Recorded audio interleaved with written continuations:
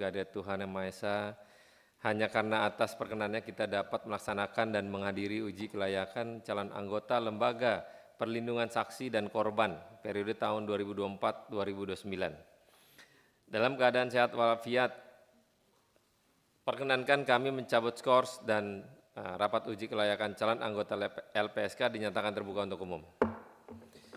Kami menyampaikan terima kasih kepada Saudara Mahyudin dalam hal ini sebagai calon anggota LPSK periode tahun 2024-2029 atas kesediaannya memenuhi undangan kami.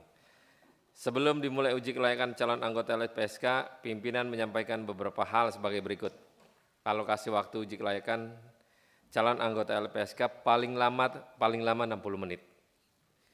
Termasuk 10 menit yang digunakan untuk menyampaikan pokok-pokok makalah.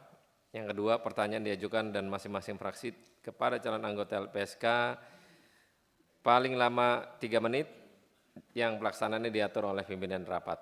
Yang ketiga, setelah selesai pelaksanaan proses uji kelayakan ini, calon anggota LPSK menandatangani surat pernyataan yang telah disiapkan oleh Komisi 3.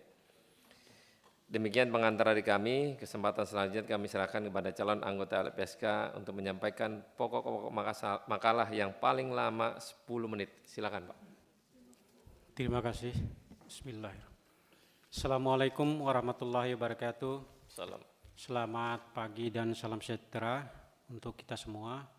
Yang terhormat dan yang mulia pimpinan Komisi 3 DPR RI beserta seluruh anggota. Alhamdulillah dan terima kasih atas kesempatan yang diberikan kepada saya untuk menyampaikan hal-hal yang berkaitan dengan makalah yang telah saya susun dengan judul Upaya Peningkatan Peran LPSK dan Kedudukan Lembaga Perlindungan Saksi dan Korban LPSK dalam Sistem Peradilan Pidana di Indonesia. Kalau dilihat dari judul ini, tentu ada dua aspek penting yang akan diangkat oleh saya pada saat ini. Pertama berkaitan dengan peran dan yang kedua bagaimana kedudukan LPSK dalam sistem peradilan pidana di Indonesia.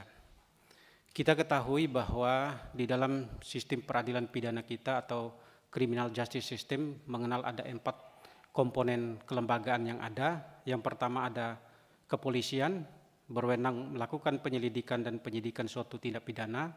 Kemudian ada kejaksaan, bertugas untuk melakukan penuntutan terhadap pelaku tindak pidana. Yang ketiga ada pengadilan, lembaga yang memutus dan menjatuhkan hukuman kepada pelaku tindak pidana. Yang keempat ada lembaga pemasyarakatan bertanggung jawab untuk menjalankan hukuman yang telah dijatuhkan oleh pengadilan. Nah, dengan demikian, bagaimanakah peran dan kedudukan LPSK di dalam sistem peradilan pidana di Indonesia? Peran dan kedudukan LPSK dalam sistem peradilan pidana di Indonesia.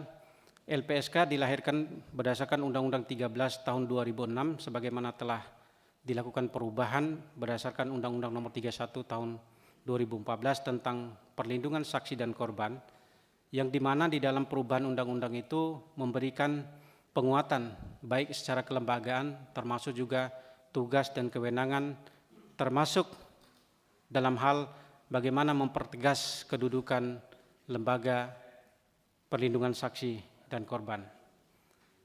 Nah, peran LPSK di dalam sistem peradilan pidana yaitu lembaga yang bertugas dan berwenang untuk memberikan perlindungan dan hak-hak lain kepada saksi dan korban. Nah, perlindungan yang dimaksud di sini adalah pemenuhan hak dan pemberian bantuan kepada saksi atau korban. Kenapa saksi ini begitu penting di dalam proses peradilan pidana? Di dalam KUHP itu mengatur tentang alat bukti, salah satunya adalah saksi ditempatkan sebagai urutan pertama. Sehingga kemudian dengan keberadaan saksi ini menjadi sesuatu yang sangat penting dalam mengungkap suatu tindak pidana yang terjadi.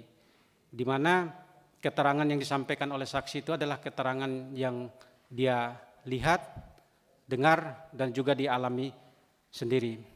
Nah, sementara di dalam perlindungan yang diberikan oleh LPSK ini, baik saksi maupun korban akan memperoleh perlindungan atas keamanan pribadi, keluarga, harta benda, memberikan keterangan tanpa tekanan, bebas dari pertanyaan yang menjerat, mendapat informasi tentang perkembangan kasus, putusan pengadilan, terpidana dibebaskan, nasihat hukum, dan lain-lain.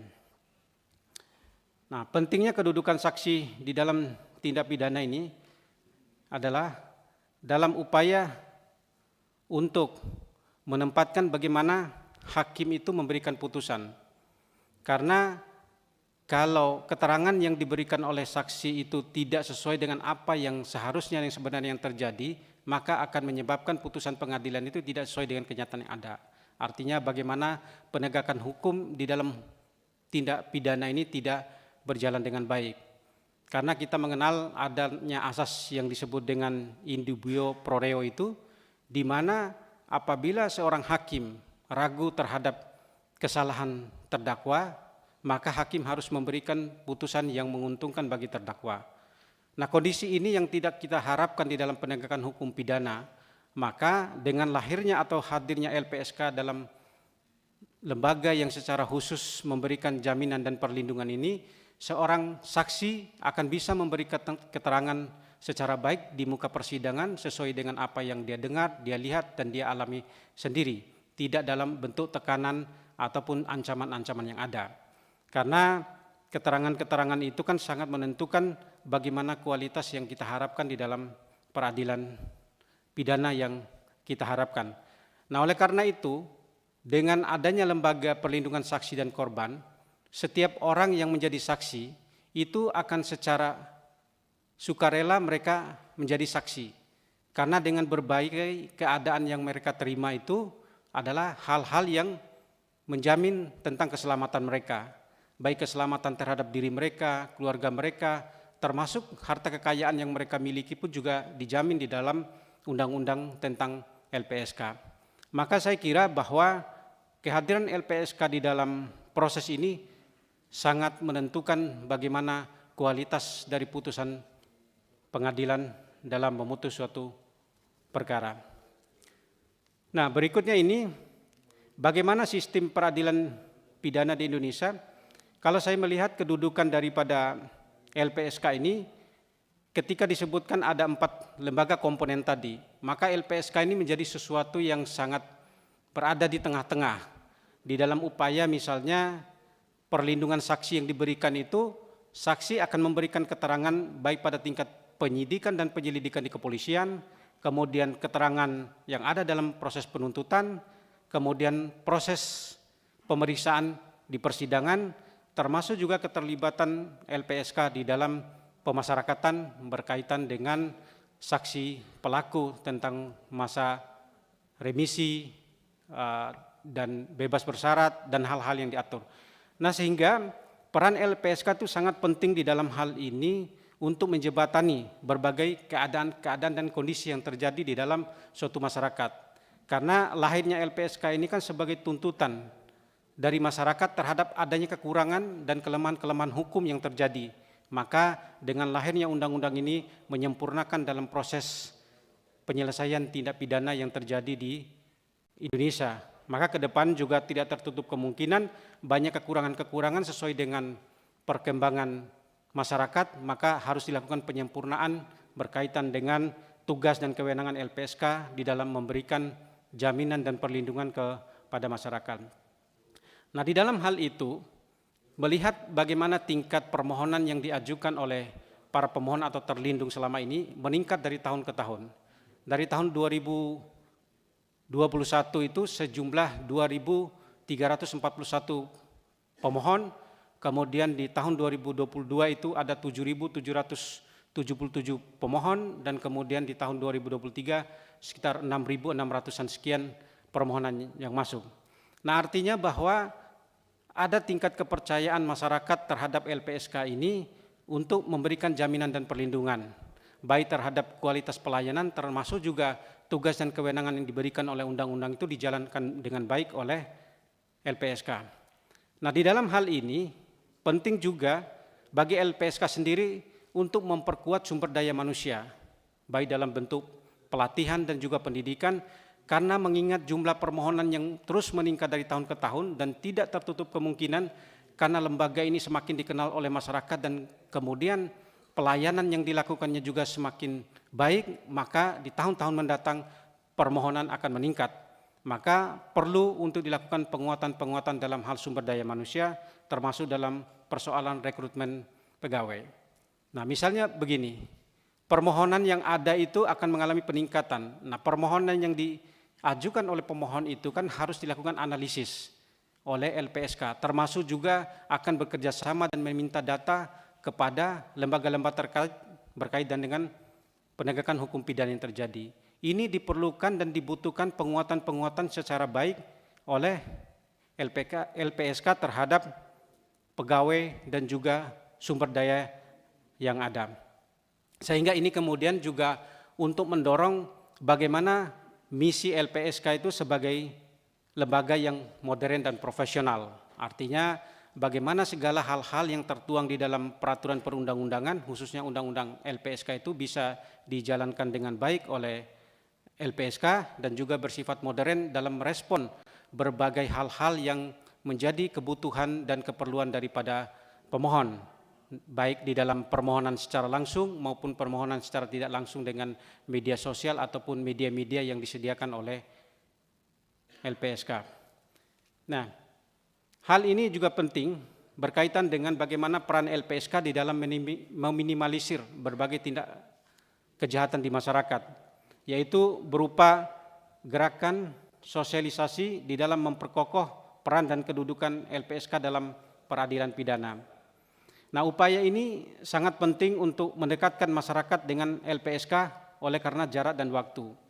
Nah, kalau kita melihat sekarang LPSK baru ada di Jakarta sebagai kantor pusat dan kemudian baru memiliki perwakilan di 2 wilayah, yaitu di Jogja dan juga di Sumatera Utara, dan kemudian juga informasi yang saya dapat baru juga sedang disetujui ada 3 wilayah, yaitu di Jawa Tengah, Jawa Timur, dan juga Nusa Tenggara Timur.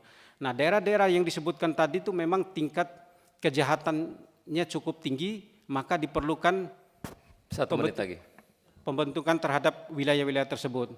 Nah, dengan adanya sosialisasi yang dilakukan ini kan untuk memperkenalkan kembali kepada masyarakat bahwa negara telah hadir untuk memberikan dan membantu hak-hak masyarakat di dalam upaya untuk mencari keadilan yang mereka inginkan. Di samping juga dengan adanya sosialisasi ini kan membantu LPSK ketika LPSK jarak dengan masyarakat itu begitu jauh atau membantu masyarakat yang terkena dampak tindak pidana itu bisa segera dan membuat laporan kepada LPSK. Yang kedua adalah memberikan edukasi kepada masyarakat sehingga masyarakat tidak perlu merasa takut untuk melaporkan atau menjadi saksi suatu tindak pidana. Artinya bahwa selama ini masyarakat cenderung mendiamkan atau memendamkan ketika ada persoalan-persoalan berkaitan tindak pidana, misalnya hal-hal yang sifatnya sepele seperti tindak pidana pelecehan seksual terhadap perempuan, terhadap anak, atau penyiksaan-penyiksaan yang terjadi itu lebih mereka diamkan karena mereka khawatir ketika mereka melaporkan mereka akan mendapatkan intimidasi, tekanan atau ancaman dari pihak-pihak tertentu. Maka dengan adanya edukasi yang kita lakukan ini kan masyarakat merasa aman dan tahu bagaimana tata cara, prosedur, dan hal-hal apa saja yang akan mereka dapatkan ketika mereka menjadi terlapor ataupun termohon dalam permohonannya menjadi saksi atau korban di LPSK. Yang ketiga, adanya sahabat saksi dan korban di berbagai daerah mampu memberikan informasi awal baik kepada LPSK maupun kepada saksi atau korban. Saat ini sahabat saksi dan korban sudah dilakukan oleh LPSK, tentu ini penguatannya harus secara masif karena di daerah-daerah yang ada di Jawa saja itu jangkauannya dengan LPSK itu begitu jauh, apalagi daerah-daerah yang ada di luar Pulau Jawa yang tentu jarak Cukup. dan Kepanjangan. Baik, Yang Mulia. Stop ya, terima kasih. Silakan anggota yang lain mau bertanya. Silakan. Kasih Pak Ketua. Assalamualaikum warahmatullahi wabarakatuh. Yang terhormat pimpinan Komisi 3, anggota Komisi 3, dan Pak Mahyudin yang saya hormati. Ada beberapa hal yang tadi sudah disampaikan oleh Pak Mahyudin mengenai masalah upaya peningkatan peran LPSK dan kedudukan Lembaga Perlindungan Saksi dan Korban dalam sistem peradilan pidana di Indonesia. Nah, tadi antara lain melakukan edukasi kepada masyarakat agar masyarakat itu berani untuk melaporkan kalau ada terjadi tindak pidana. Langkah-langkah konkret apa terobosan yang akan dilakukan kalau Pak Mahyudin terpilih sebagai LPSK, karena kan sebetulnya edukasi ini kan sudah dilakukan juga yang sekarang ini gitu. Sekarang ini jadi apa terobosan Pak Mahyudin itu untuk melakukan itu, edukasi kepada masyarakat sehingga betul-betul masyarakat itu merasa aman untuk melaporkan apabila terjadi tindak pidana. Itu yang pertama. Yang kedua, apa yang menjadi program saudara untuk menumbuhkan rasa keberanian dari masyarakat baik yang memiliki kedudukan sebagai saksi maupun korban pelanggaran HAM untuk berani memperjuangkan hak-haknya. Itu yang kedua. Yang ketiga, bagaimana mensinkronkan kinerja dari kantor perwakilan LPSK di daerah dengan kinerja para relawan sahabat saksi agar dapat optimal dalam membantu kinerja LPSK. Itu saja 3. Terima kasih banyak pimpinan. Assalamualaikum warahmatullahi wabarakatuh. Langsung dijawab Pak Mahyudin. Ya. Terima kasih Yang Mulia atas pertanyaan terhadap saya. Ada 3 pertanyaan yang disampaikan. Pertama, soal edukasi kepada masyarakat sehingga memiliki terobosan yang baik di dalam memberikan edukasi kepada masyarakat. Saya kira sosialisasi yang telah dilakukan saat ini kan sudah cukup baik, cuman perlu ada peningkatan di dalam hal tertentu. Nah, sosialisasi yang dilakukan saat ini kan sudah cukup memberikan pemahaman bagi masyarakat bagaimana mereka harus bersikap, bertindak ketika berhadapan dengan tindak pidana yang mereka hadapi. Nah, dari sini bahwa edukasi yang kita lakukan tidak secara langsung juga kepada masyarakat, tetapi kepada sahabat-sahabat saksi korban yang ada di tingkat daerah itu untuk bisa menjembatani. Karena bicara jarak dan waktu keberadaan LPSK ini yang memang hanya di daerah-daerah tertentu yang tidak mampu menjangkau dan mendapatkan tempat-tempat itu, maka perlu dilakukan edukasi. Nah, edukasi yang paling penting adalah penguatan terhadap mereka-mereka yang menjadi sahabat saksi dan korban ini. Apa sih yang menjadi tugas-tugas mereka dan apa dan bagaimana peran LPSK di dalam memberikan jaminan dan perlindungan. Karena kalau yang kita lihat sekarang ini kan kecenderungan masyarakat itu khawatir bahwa mereka akan mendapatkan ancaman. Nah, kekurangan informasi yang diterima oleh masyarakat itulah yang kemudian membuat masyarakat itu khawatir untuk melakukan sebuah pelaporan atau menyampaikan aduan kepada LPSK karena hal-hal yang berkaitan dengan kondisi yang akan mereka terima. Nah, mengenai program-program yang berkaitan dengan keberanian untuk memenuhi hak-hak daripada korban ini, saya kira perlu ada langkah-langkah maju yang harus kita lakukan. Misalnya di dalam undang-undang kan telah membagi bagaimana hak-hak yang harus diterima oleh mereka yang korban pelanggaran HAM berat itu kan harus berdasarkan pada putusan pengadilan HAM. Dan kemudian bagi mereka yang terorisme itu kan diatur di dalam undang-undang terorisme. Ini kan perlu ada komunikasi juga dengan lembaga-lembaga terkait yang berhubungan langsung dengan hal-hal tersebut. Nah, sementara berkaitan dengan tindak pidana yang umum yang terjadi itu kan diberikan berdasarkan kepada penilaian-penilaian dilakukan oleh LPSK dan diajukan kepada proses pengadilan yang ada. Nah, perlu juga memang sinkronisasi kerja antara kantor perwakilan dengan sahabat-sahabat yang ada di daerah.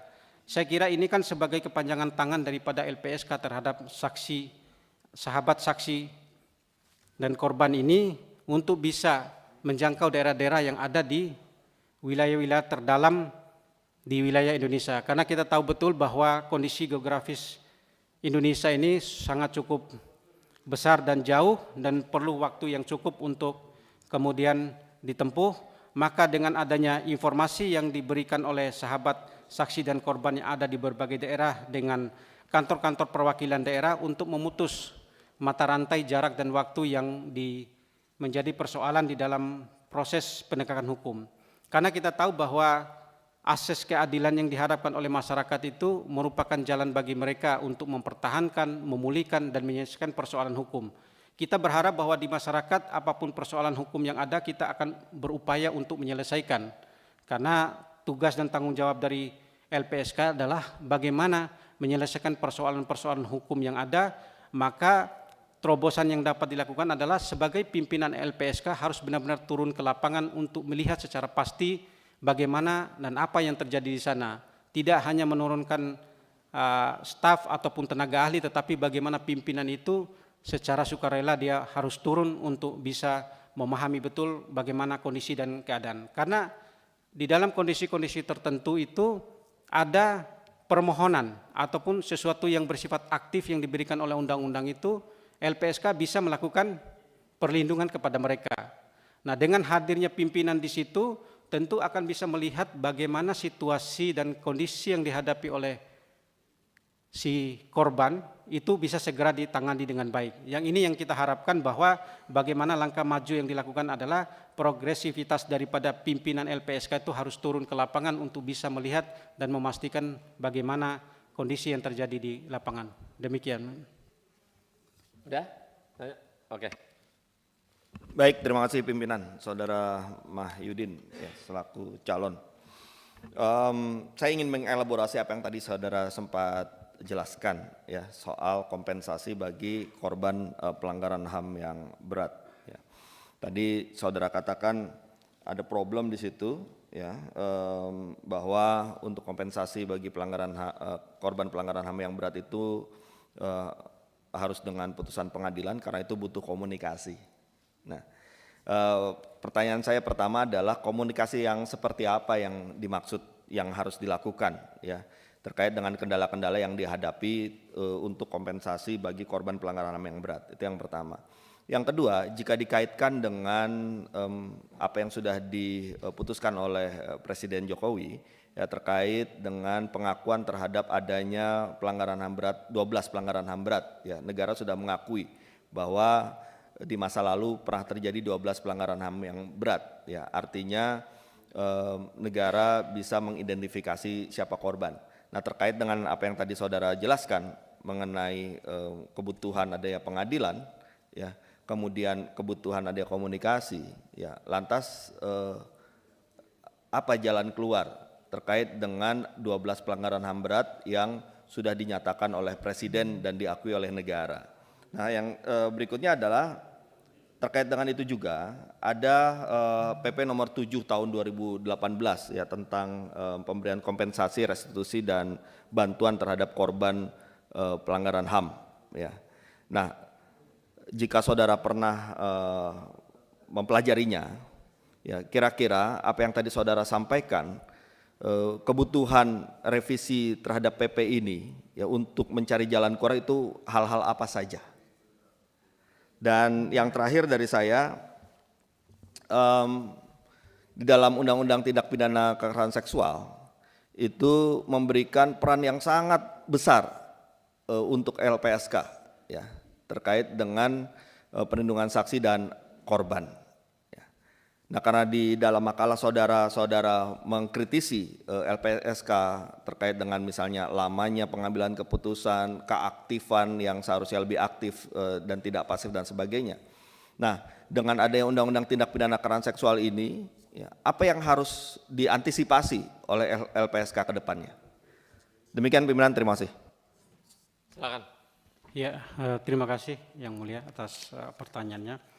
Saya kira bahwa apa yang dilakukan oleh LPSK sekarang sudah cukup baik, tentu yang ingin kita harapkan ke depan adalah bagaimana merespon terhadap berbagai perkembangan yang ada di dalam masyarakat. Karena hukum itu berkembang, bagaimana masyarakat itu berkembang. Itu yang saya maksud dalam hal bagaimana mempertahankan kualitas pelayanan yang telah dilakukan oleh LPSK saat ini.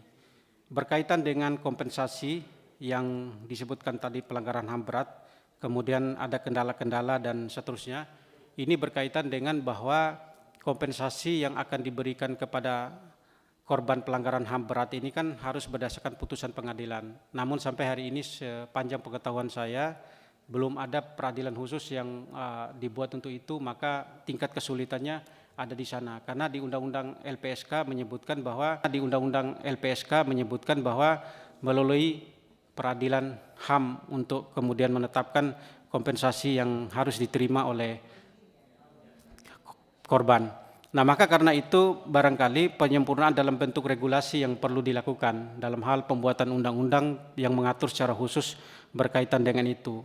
Nah, demikian pun juga dengan bagaimana 12 pelanggaran HAM berat yang disebutkan tadi, tentu dalam proses penyelesaiannya juga akan memerlukan mekanisme yang sama dengan apa yang ada di dalam Undang-Undang LPSK. Berkaitan dengan kompensasi dan seterusnya itu ya sama seperti itu. Jadi pengaturannya ada di dalam pengadilan HAM itu yang akan menentukan. Karena LPSK tidak bisa menentukan sendiri berapa nilai dan biaya kompensasi yang harus diserahkan. Karena biaya dan kompensasi ini kan adalah sesuatu ganti kerugian yang diberikan oleh negara. Karena si pelaku ini kan tidak sanggup memenuhi tanggung jawabnya untuk memberikan kerugian itu kepada saksi dan korban. Maka perlu ada pengaturan-pengaturan secara regulatif yang akan bisa mengatur bagaimana tindakan-tindakan ini. Karena yang ingin kita lakukan adalah bagaimana menegakkan hal-hal yang ada di dalam peraturan perundang-undangan termasuk undang-undang yang ada di LPSK. Itu demikian. Yang lain? Nggak ada? Kalau nggak ada oke ya.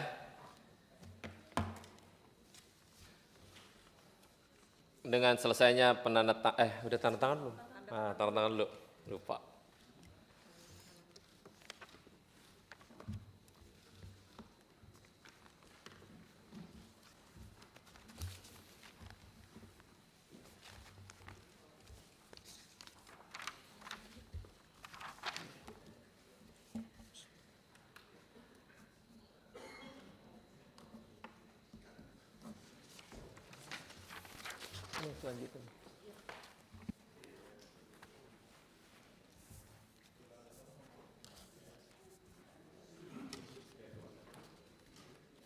Sudah ya? Kalau sudah tanda tangan, terima kasih dan silakan meninggalkan ruangan. Terima kasih Yang Mulia. Terima kasih.